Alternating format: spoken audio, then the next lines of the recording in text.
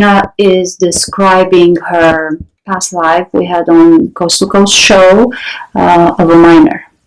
Yes, I was experiencing a lot of physical sensations, a lot more than I could, I guess, put into words.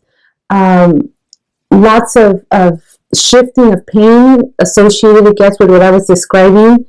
It started with feeling very heavy at the feet, not the deepening heavy, but just like a solid heavy, like actual bandages, heavy bandages on my feet that almost went up to my knees. The right side of my body was in a lot of pain.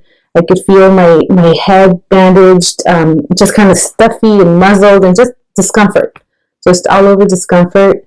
A lot of sensation from like energy, sensations moving in my body.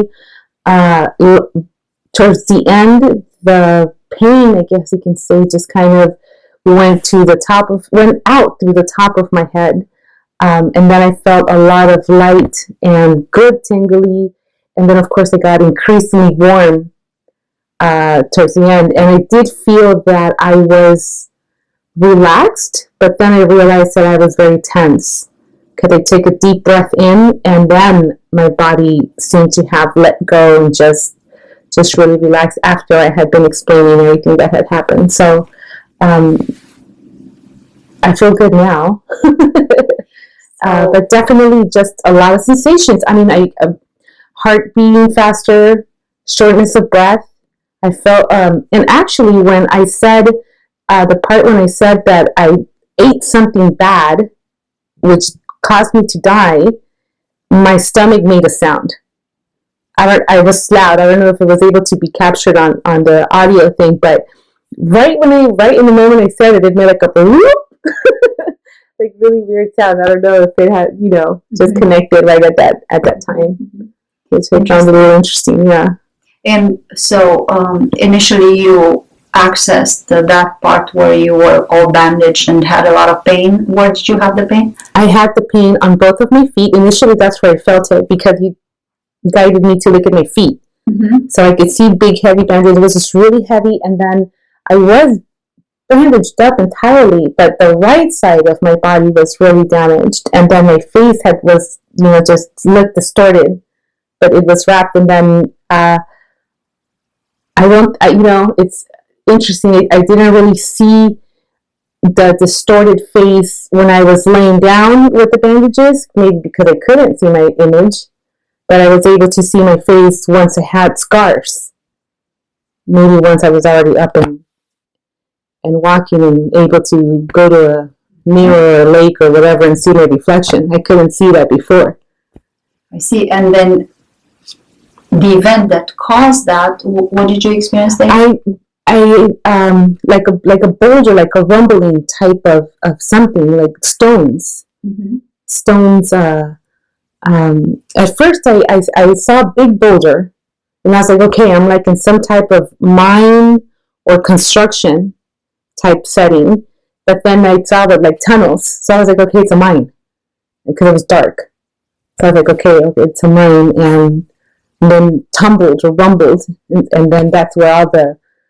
Because I was like, at first, before actually seeing how the accident happened, I thought to myself, like, how am I like this? Like, why am I like this? What happened?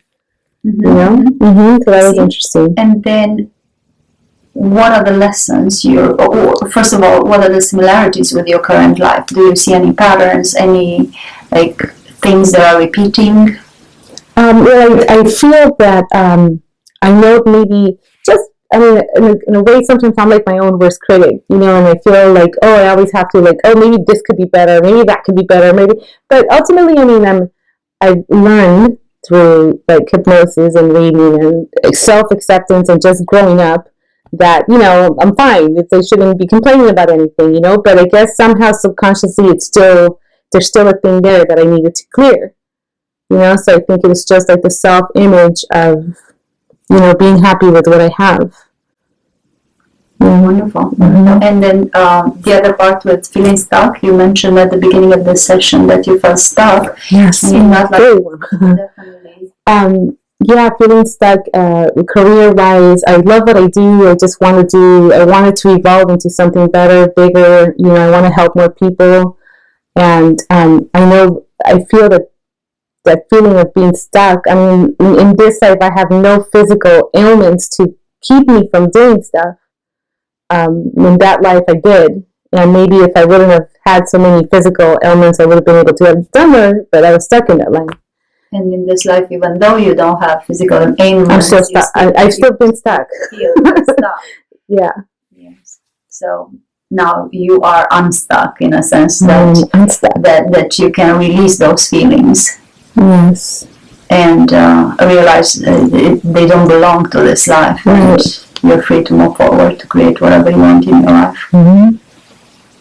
That's right. Beautiful.